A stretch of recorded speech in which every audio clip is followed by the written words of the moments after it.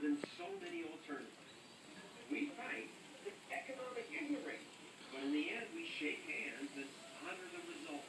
So whatever happens this year, the making I of think my America dogs are great quiet. is a pretty wonderful thing. That's our show for tonight. I'm Stop. John Stossel. Thanks for watching. Oh my God. Look at these two. Look at these two. We begin with a Fox News alert. Former longtime U.S. Senator Arlen Specter has gone. Major political They're figure getting tired. in his home state of Pennsylvania, as well as Washington. His career spanning more than 40 years in 2 political parties. Dying from complications, non-Hodgkin lymphoma at the age of 82. Peter Doocy is live in Washington and looks back at Senator Specter's contributions to his country. Peter.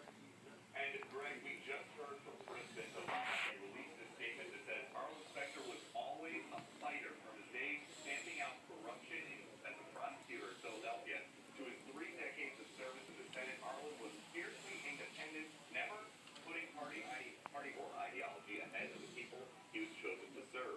Former President George W. Bush says Arlen Specter loved our country and served it with integrity for 3 decades in the